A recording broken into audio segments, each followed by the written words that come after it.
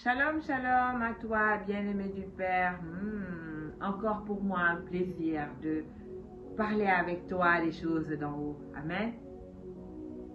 Que le Saint-Esprit qui vit en toi te fasse du bien pendant que tu vas écouter la parole de Dieu. Amen. Qu'il règle toutes tes constantes. Amen. Que le sang de Jésus-Christ qui a coulé sur la croix, le précieux sang dont parle Pierre, coule sur toi maintenant et constitue une barrière de protection autour de toi pendant toute ta vie contre l'ennemi. Amen. Alors aujourd'hui, nous sommes avec Pierre dans son 5e chapitre au verset 25 où il nous parle d'une femme. Alors il dit que dans la foule, il y avait une femme atteinte d'hémorragie depuis 12 années. Cette femme, elle avait été soignée par beaucoup de médecins. Mais elle avait beaucoup souffert. Elle avait dépensé toute sa fortune sans trouver aucune amélioration. Au contraire, son état n'avait fait que s'empirer. Alors elle avait entendu parler de Jésus et dans la foule, elle s'est approchée de lui par derrière. Et elle avait touché son vêtement en se disant, si je puis seulement toucher son vêtement, je serai guérie. Alléluia. La Bible dit qu'à l'instant, son hémorragie s'arrêta et elle se sentit délivrée de son mal. Alléluia. Alors si nous revenons au début du texte, nous sommes avec une femme qui a une perte de sang. Mes amis, pour beaucoup de femmes, voir les menstrues pendant 3 à 4 jours, c'est déjà une conduite. Il y en a même qui ne se gênent pas d'aller voir le gynécologue pour supprimer les menstrues. Être dans une ménopause précoce. Amen. Voilà que cette femme, elle avait un écoulement sanguin pendant 12 années. Qu'est-ce que ça devait être difficile. Et à l'époque, en Israël, ce genre de femmes qui perdaient du sang étaient considérées comme des femmes impures. Et donc, elle était isolée du monde. Mais aujourd'hui, nous sommes dans une foule. Et la star, c'est Jésus. Alors, tout le monde est concentré sur Jésus. Dans la foule, il y a beaucoup de malades. Il y a beaucoup de gens qui ont soif de la parole de Dieu. Et donc, tout le monde va dans tous les sens. Elle en profite pour quitter sa prison et venir dans la foule. Oui, car elle est bien emprisonnée par l'ennemi dans cette perte de sang, dans cette maladie. Regardez comment travaille l'ennemi. Elle va de médecin en médecin.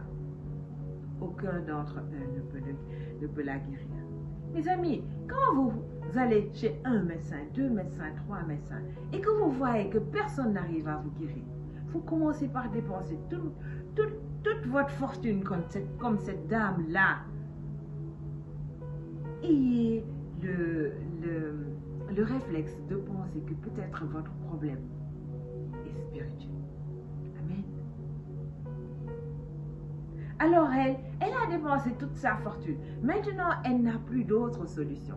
Mais la Bible dit qu'elle a entendu parler de Jésus comme toi aujourd'hui. Et je m'arrête pour encourager les soldats à continuer à proclamer la parole de Dieu, car telle est notre mission. Annoncer l'évangile. Oui. Cette femme avait entendu parler de Jésus et Jésus était dans la foule. Alors, elle s'est dit que comme elle est impure, elle ne peut pas aller vers Jésus. Et donc, elle est passée par derrière en se disant, si je peux seulement, si j'arrive à toucher son vêtement, je serai guérie. Mais à l'instant qu'elle a touché le vêtement de Jésus, une force est sortie de Jésus. Et cette force l'a guérie. Elle s'est sentie délivrée. L'esprit est parti. Amen. Mon ami. Cette femme est en train de nous apprendre une chose.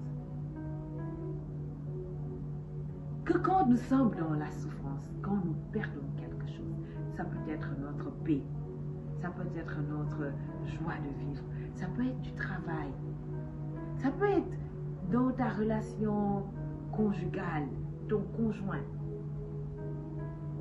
Quand tu perds quelque chose que Dieu t'a donné, tu as le droit de réclamer. Cette femme était juive. Elle était donc une femme qui connaissait les Écritures. Elle sait qu'au commencement, Dieu créa le ciel et la terre. Et il y avait des ténèbres sur la surface de la terre. Et Dieu dit que la lumière soit. Et la lumière fut. Elle sait qu'elle est enfant de Dieu. Et que donc, comme son père, quand elle dit, elle appelle ainsi à l'existence ce qui n'existe pas. Alléluia. Alors, la Bible dit qu'elle s'est approchée de Jésus en se disant, mon ami, toi, qu'est-ce que tu te dis? Nous devons retenir 4 choses de ce qu'elle a fait. Elle a d'abord cru que Jésus-Christ pouvait la guérir. Ça, c'est 1. 2. Elle s'est dit, il fallait qu'elle touche le divin. Et 3, elle a vu son rêve se réaliser. Amen. Nous voyons à la fin du texte que Jésus lui a dit, va, ta foi t'a sauvé. Mon ami, tu as besoin de ta foi pour accéder à certaines grâces. Or, la Bible dit que la foi vient de ce que l'on entend. Et ce que l'on entend vient de la parole de Dieu. Mon ami, si tu ne lis pas et médites la parole de Dieu, comment peux-tu développer ta foi? Elle est comme un muscle. Elle a besoin de nourriture, d'exercice pour se développer et pour pouvoir accéder à certaines grâces pour toi. Amen. Jésus a dit dans Marc 11, verset 20, « Aie foi en Dieu. » Amen. Il a dit, je vous dis en vérité, si quelqu'un dit à cette montagne, ôte-toi de là et va te jeter à la mer. Et s'il ne doute point dans son cœur, mais il croit, cette femme, elle croyait. S'il croit que ce qu'il a dit, elle a dit, si j'arrive à toucher son vêtement, je serai guérie. Et Jésus a dit, si la personne croit que ce qu'il dit arrive, il le verra s'accomplir. Et c'est tout ce qu'elle a fait. Elle a cru que ce qu'elle a dit arrive. Et c'est arrivé. Toi, tu crois en quoi? Dans ta souffrance, tu crois en quoi? Il est important pour toi, enfant de Dieu, de connaître les promesses, de savoir à quoi tu as droit en tant qu'enfant de Dieu et de les réclamer. De te lever le matin et de proclamer les promesses de Dieu pour toi dans ta vie. Et de croire qu'elles vont se réaliser. D'appeler à l'existence ainsi ce qui n'existe pas dans la vie, dans ta vie. Et de t'attendre à ce qu'elles se réalisent. Amen. Tu veux un enfant?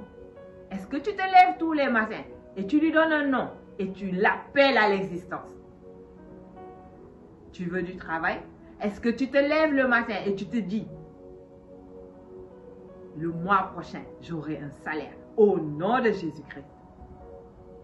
Car la volonté de Dieu, c'est important pour toi que tu saches la volonté de Dieu. Cette femme savait que la guérison était la volonté de Dieu. Alors si tu es malade, sache, comme cette femme, que tu as droit à la guérison. Alors tous les matins, lève-toi en te disant, si je lis 30 minutes la parole de Dieu, j'aurai touché le cœur de Dieu et je serai guéri au nom de Jésus-Christ.